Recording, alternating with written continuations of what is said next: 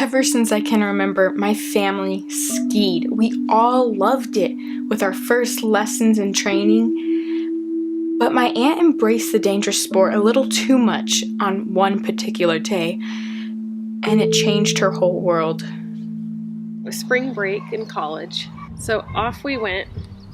And as we were on the chairlift, he was a really good skier, and he mentioned that he was going to have to get a lot of speed to clear the tabletop. Tabletop is where the ramp goes up and then it flattens out, and you typically ski over the flat part and then it slopes down and you land on the slope. I had anticipated the ramp to have a more gradual slope than it did, so I came down with quite a bit of speed, and I entered the ramp and it went straight up. I was looking at the sky and then shot me into the air way too high, and I was eye level with the people on the chairlift, yelling some words I won't repeat. And when I came down, I'd cleared the landing area, so I landed way past it where it's flat. And all that momentum, because it was flat, I couldn't roll. All that momentum shot up and shattered my L1 vertebrae. Then ski patrol came and started getting me kind of situated to get onto the little sled to take me down to first aid.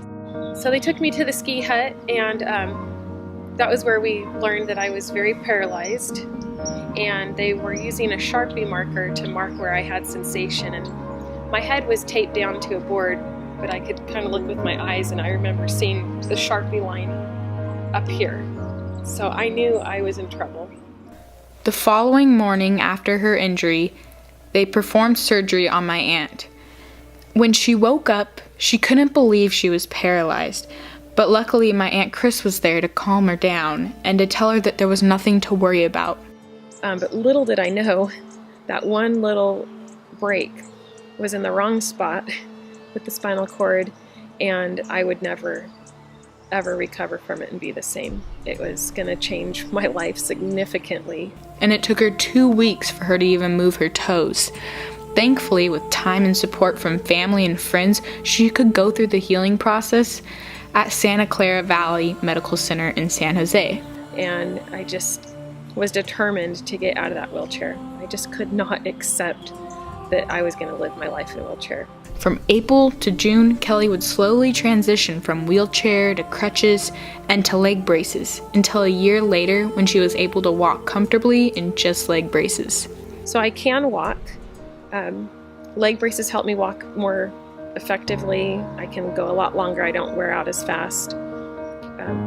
But then my circulation has been affected. My sensation, I have a lot of numbness and I can't feel. My restroom function is completely paralyzed.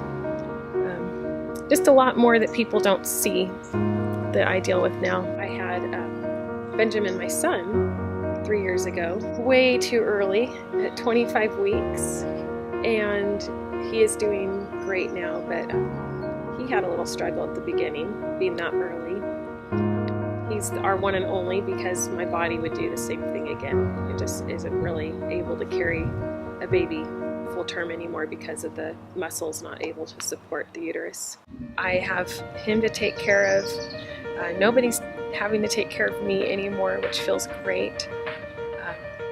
Lots of things to tend to, like a huge yard. We just purchased a home in Visalia, and just kind of living the dream that I had in my head before my injury, that I'd have a family and just be able to work in the yard, and I do that now.